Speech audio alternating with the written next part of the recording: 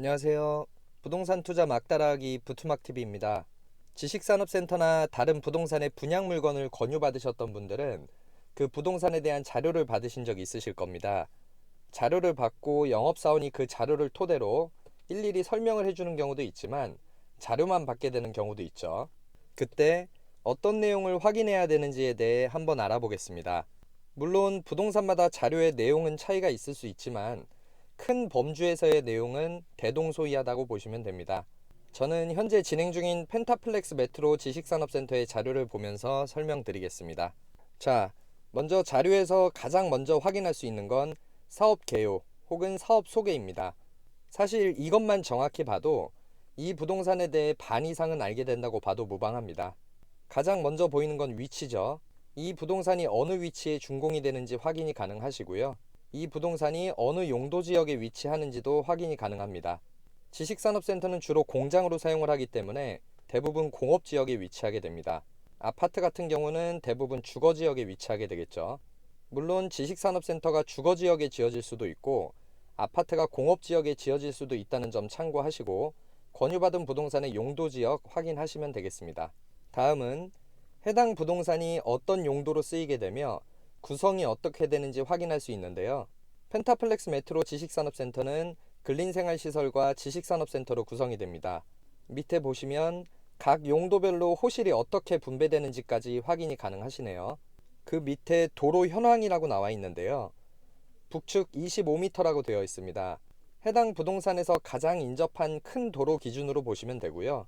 펜타플렉스 메트로는 주 출입구인 동매역 1번 출구 쪽이 북쪽으로 나 있고 그와 인접한 가장 큰 도로의 폭이 25m인 걸 확인할 수 있습니다. 다음으로 면적이 나옵니다. 대지 면적은 말 그대로 사업이 진행되는 주소지의 땅을 전부 합친 땅의 크기입니다.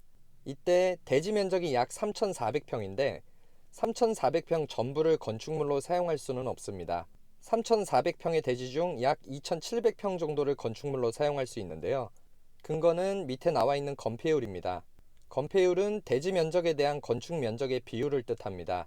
펜타플렉스 메트로는 78.84%의 건폐율이라고 써 있는데요. 대지 면적에 건폐율을 곱하면 건축 면적이 나오는 걸 확인할 수 있습니다. 다음은 연면적입니다.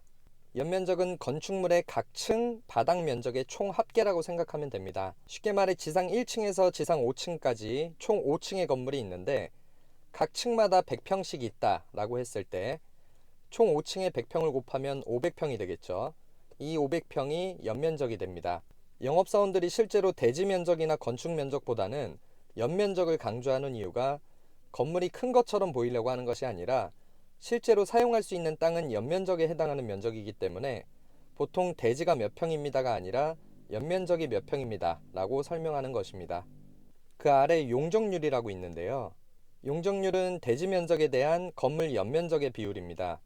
그럼 대지 면적에 용적률을 곱하면 연면적 29,000여 평이 나와야 되는데 왜 16,000여 평이 나올까요? 건물의 연면적을 계산할 때는 지하층부터 지상층까지 모든 바닥 면적을 더하지만 용적률을 산정할 때에는 다음에 해당하는 면적은 제외하기 때문입니다. 자, 이렇게 면적에 대한 부분을 확인할 수 있고요. 지하는 몇 층까지 있으며 총 몇 층으로 지어지는지도 확인이 가능합니다. 다음은 주차입니다. 펜타플렉스 메트로는 법정 주차 대수 대비 250%로 설치돼서 815대가 가능하다는 것을 볼 수 있습니다. 자, 이렇게 사업 개요를 살펴보았는데요. 이것만 정확히 봐도 이 사업이 어느 위치에, 어느 정도 규모의, 어떤 구성으로 지어지게 되는지 등을 확인할 수 있습니다.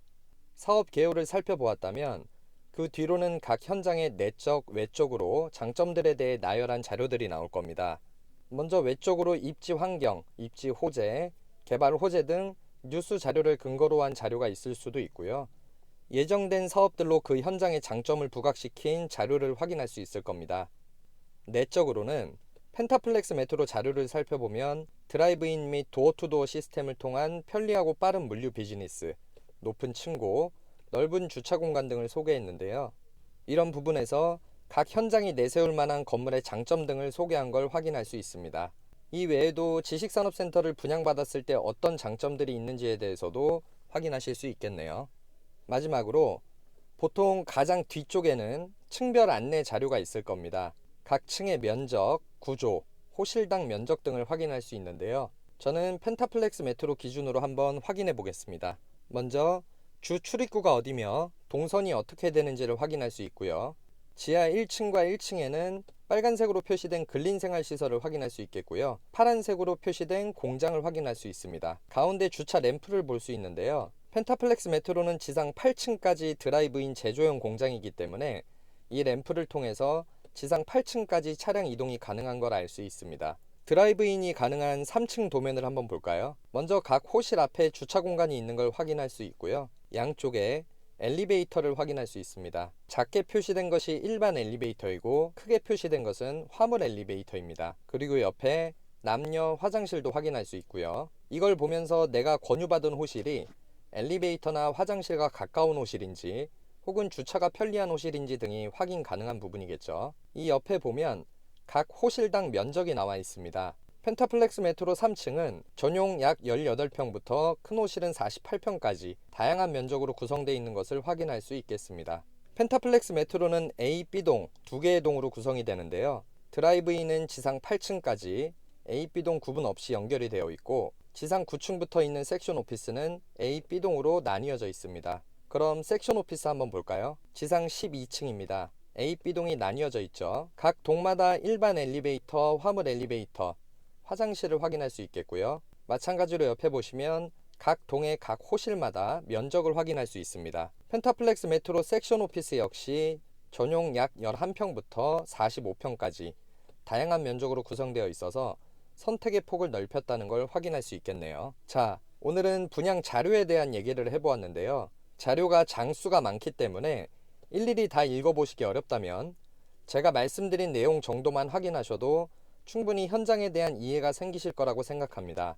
물론 분양을 받을 땐 신중하게 판단하셔야 되기 때문에 꼼꼼히 살펴보시고 모르시는 부분이 있으시다면 담당 영업사원에게 문의한 다음에 결정하시는 게 좋겠죠. 혹시라도 관심 있는 현장에 대한 분석이 필요한 경우나 궁금한 사항이 있으시다면 저에게 따로 말씀해 주셔도 됩니다. 오늘 영상은 여기까지 하겠습니다. 시청해 주셔서 감사드리고 다음에 더 좋은 영상으로 찾아뵙겠습니다. 감사합니다.